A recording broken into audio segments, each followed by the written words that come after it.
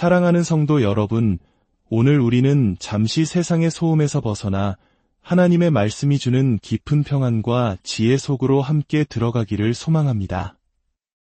이 은혜로운 시간을 시작하기에 앞서 여러분의 구독과 좋아요는 하나님의 귀한 말씀이 더 많은 영혼에게 닿게 하는 아름다운 복음의 통로가 됩니다.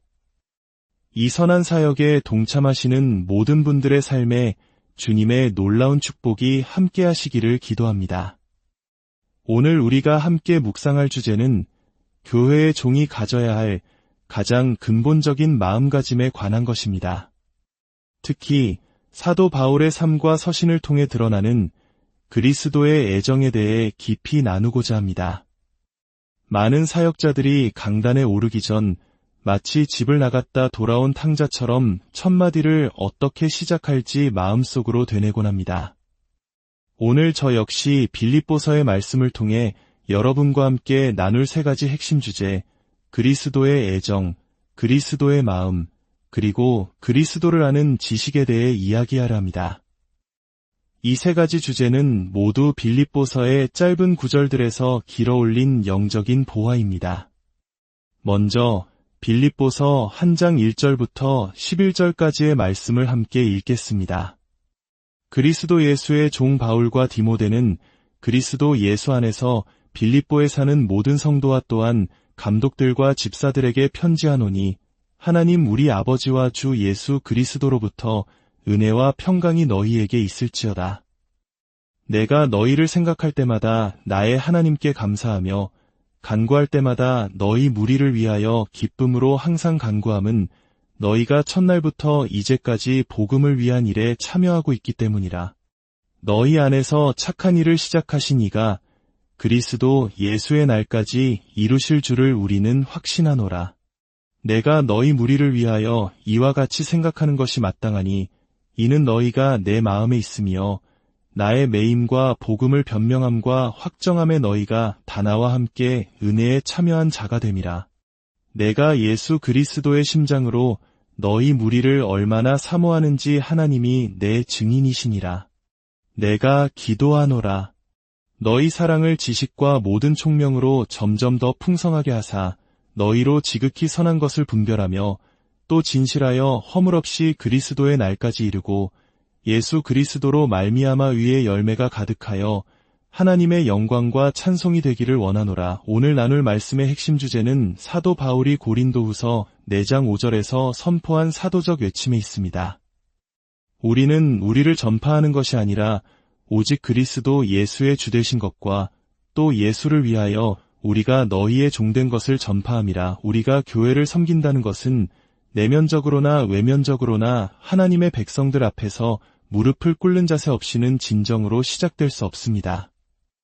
예수 그리스도를 주로 선포하는 것은 만약 우리의 사역 속에서 우리는 예수를 위하여 여러분의 종입니다. 라는 이 원리가 삶으로 증명되지 않는다면 공허한 외침에 불과하기 때문입니다. 스코틀랜드의 경건한 목회자였던 로버트 머레이 맥체이는 이렇게 말했습니다. 하나님께서 사용하시는 것은 위대한 재능이 아니라 예수님을 깊이 닮은 모습이다. 우리는 사역 현장에서 종종 뛰어난 재능을 가진 사람을 부러워하고 칭송하지만 정작 예수님을 닮은 거룩한 성품은 쉽게 찾아보기 어렵거나 혹은 무관심하게 지나칠 때가 많습니다. 오늘 우리가 주목하고자 하는 예수님을 닮은 모습은 바로 빌립보서에 나타난 세 가지 표현, 그리스도의 애정, 그리스도의 마음, 그리스도를 아는 지식입니다. 빌립보서는 바울과 디모데 두 사람의 이름으로 시작하지만 편지 전체는 바울의 1인칭 시점으로 전개됩니다. 저는 오늘 우리가 이 편지를 조금 다른 시각으로 바라보기를 제안합니다. 마치 디모데가 바울 곁에서 이 편지를 대필하며 그의 스승인 바울의 사역의 스타일과 그 깊은 내면을 보고 배우는 것처럼 말입니다. 빌립보서 3장 17절에서 바울은 이렇게 말합니다. 형제들아 너희는 함께 나를 본받으라. 그리고 너희가 우리를 본받은 것처럼 그와 같이 행하는 자들을 눈여겨보라. 디모데는 빌립보서를 기록하면서 무엇을 보고 느꼈을까요? 그는 예수 그리스도께 마치 자석처럼 이끌리는 한 사람, 바울을 보았을 것입니다. 교회 안에서 일어나는 모든 상황과 문제를 예수 그리스도라는 중심축으로 다시 가져오는 그의 모습을 보았을 것입니다. 그분이 누구시며 무슨 일을 하셨고 그분과 연합한다는 것이 어떤 의미인지를 끊임없이 되새기는 스승의 모습을 통해 배웠을 것입니다. 우리가 첫 번째로 깊이 살펴볼 것은 바로 그리스도의 애정입니다. 바울은 빌립보 교회를 향한 그의 기도 속에서 교회를 향한 자신의 관심과 목표를 드러냅니다. 그는 온 교회를 자신의 팔로 감싸 안듯 기도하며 그들의 연합을 위해 간구합니다. 복음 안에서 함께 동역하는 그들로 인해 기쁨을 나누고 그들 안에서 선한 일을 시작하신 하나님께서 예수 그리스도의 날까지 반드시 그 일을 완성하실 것이라는 깊은 확신을 표현합니다. 이 확신은 단순히 교리적인 지식, 즉 하나님의 주권과 선택에 대한 믿음에서만 나온 것이 아닙니다. 그것은 사도행전 16장에서 바로 자신이 그 시작을 목격했던 살아있는 경험에서 비롯된 확신이었습니다. 그리고 이 모든 기도의 중심, 이 모든 확신의 뿌리에는 7절과 8절에 나타난 놀라운 고백이 자리 잡고 있습니다. 내가 예수 그리스도의 심장으로 너희 무리를 얼마나 사모하는지 하나님이 내 증인이시니라. 만약 제가 그리고 우리가 섬기는 하나님의 백성들을 향해 예수 그리스도의 심장, 즉 그분의 애정으로 뜨겁게 사모하지 않는다면 우리에게는 무언가 심각한 문제가 있는 것입니다. 그리고 그 문제는 우리의 사역 전체에 영향을 미치고 있을 것입니다. 바울의 이 고백은 단순한 감정의 표현이 아닙니다. 그의 생각과 감정은 성경적으로 아름답게 결합되어 있습니다. 그는 너희를 향해 이렇게 생각하는 것이 마땅하다라고 말하며 그 이성적인 판단의 근거가 너희가 내 마음에 있기 때문이라고 설명합니다. 그리고 그 마음 안에서 그는 그들을 뜨겁게 사모합니다. 이 모든 것을 움직이는 원동력이 바로 예수 그리스도의 애정인 것입니다. 그리스도인의 삶에서 생각과 감정은 분리된 것이 아니라 하나의 결혼과 같습니다. 올바른 생각이 거룩한 감정을 낳고 강렬한 감정은 그 생각을 더욱 실천적으로 만듭니다. 이제 몇 가지 질문을 통해 이 그리스도의 애정에 대해 더 깊이 탐구해 보겠습니다. 첫째, 바울이 말하는 애정이란 무엇일까요? 성경은 인간을 전인적인 존재로 봅니다. 타락으로 인해 깨어지고 분열되었지만 본래 하나의 통일체로 창조되었습니다. 그래서 우리가 애정 혹은 감정이라고 부르는 것은 때로는 마음으로, 때로는 영으로, 때로는 혼으로 표현됩니다. 거듭난 성도 안에서 성령님은 이 통일성을 재건하십니다. 우리의 생각이 우리의 온 인격적인 반응과 아름답게 조화를 이루어 상황에 맞는 거룩한 감정으로 표현되게 하십니다. 우리의 감정적인 삶이 정화되고 지적인 삶과 조화를 이루게 되는 것입니다. 바울이 여기서 사용한 심장이라는 단어는 헬라어로 스플랑크나이며 본래 내장을 의미합니다. 이는 감정이 단순히 머리에서 나오는 것이 아니라 존재의 가장 깊은 곳에서부터 느껴지는 전인격적인 경험임을 보여줍니다. 이것은 단순한 하나의 감정이 아니라 예수님이 가지셨던 다채롭고 풍성한 모든 감정들, 즉 예수 그리스도의 애정들을 의미하는 것입니다. 둘째, 그렇다면 예수 그리스도의 애정은 구체적으로 어떤 것이었을까요? 복음서는 예수님의 애정으로 가득 차 있습니다. 우리는 종종 예수님의 권능과 기적에 집중하지만 그분의 인격과 감정을 놓쳐서는 안 됩니다. 야이로의 딸을 살리시는 장면을 생각해 보십시오. 우리는 보통 이 사건을 죽음을 이기신 예수님의 권능을 보여주는 예로 설교합니다. 물론 그것은 사실입니다. 하지만 그 장면 속에는 예수님의 깊은 애정이 녹아 있습니다.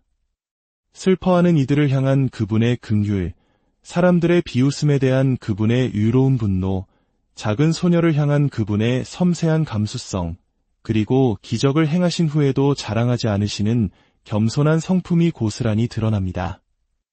애정 없이 그리스도를 설교하는 것은, 사람들에게 그분에 대한 애정을 심어주지 못하는 것은 우리 사역에 대한 배신일 수 있습니다. 복음서가 4권이나 되는 이유는 바로 이토록 입체적이고 인격적인 예수님을 우리에게 충분히 보여주기 위함일 것입니다. 셋째, 이 그리스도의 애정은 사도 바울의 사역에서 얼마나 중요했을까요?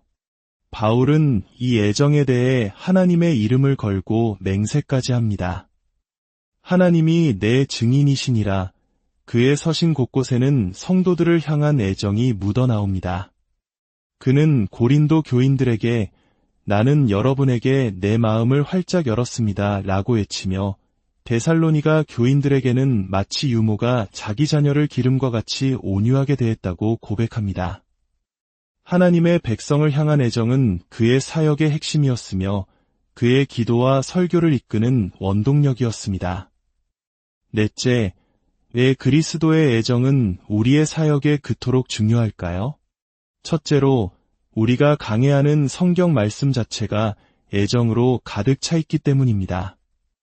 청교도 윌리엄 패너는 성경은 그리스도로 가득 차 있기에 애정 없이 성경을 설교하는 것은 성경의 절반만 설교하는 것과 같다고 말했습니다. 둘째로, 우리 자신부터가 왜곡된 애정을 가진 존재이기 때문입니다. 이것이 우리에게 가장 도전적인 부분입니다. 설교자인 우리 자신이 왜곡된 애정을 가지고 있습니다. 우리가 강단에 설 때 하나님은 설교자를 십자가 뒤에 숨기지 않으십니다.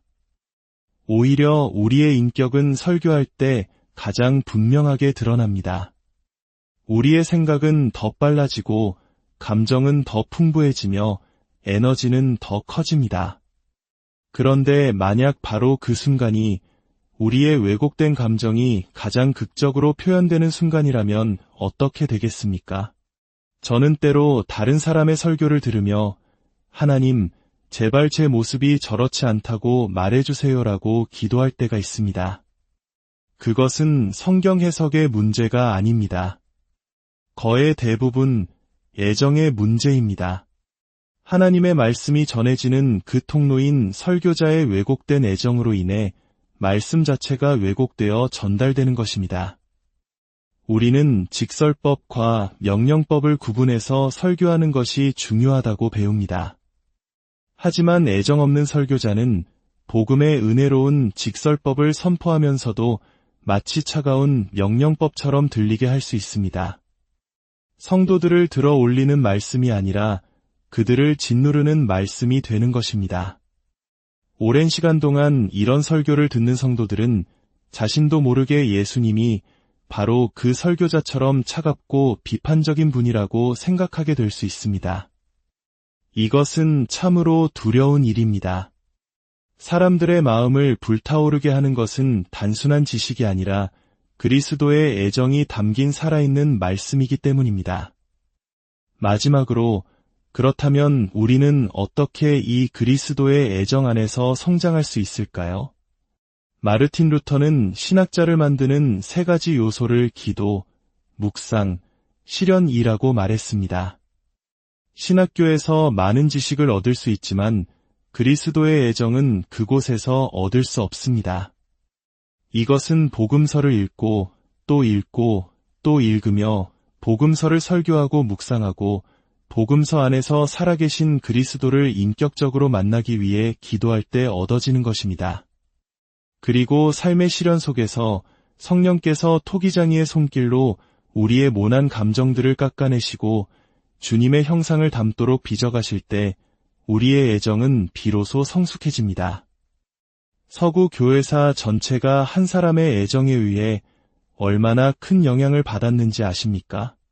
바로 어거스틴입니다. 그는 위대한 수사학을 배우기 위해 밀라노의 암브로시우스 주교를 찾아갔습니다. 그는 처음부터 진리를 찾으려 했던 것이 아니었습니다. 하지만 그의 마음을 움직인 것은 암브로시우스의 화려한 웅변이 아니었습니다. 어거스틴은 그의 고백록에서 이렇게 기록했습니다. 그는 나에게 친절했습니다. 그 단순한 친절, 그 따뜻한 애정이 인류 역사상 가장 위대한 신학자 중 한 사람의 마음 문을 열었고 복음의 바퀴에 기름칠을 하여 그의 심장 깊은 곳까지 굴러가게 했습니다. 사랑하는 성도 여러분, 우리에게는 하나님의 말씀에 대한 애정이 필요합니다. 주 예수 그리스도를 향한 뜨거운 애정이 필요합니다. 그럴 때 우리는 그분의 애정을 닮아갈 수 있습니다. 우리가 하나님의 백성 앞에 설교자와 목회자로 설 때마다 굳이 말로 하지 않아도 그들이 분명히 알게 되기를 기도합니다. 나는 예수를 위하여 당신의 종입니다. 주님, 우리 가운데 이 일을 이루어 주옵소서.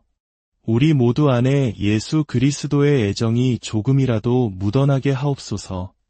우리의 사역이 우리 주님을 섬길 뿐만 아니라 진정으로 교회를 섬기는 사역이 되게 하여 주옵소서. 예수 그리스도의 이름으로 기도합니다. 아멘.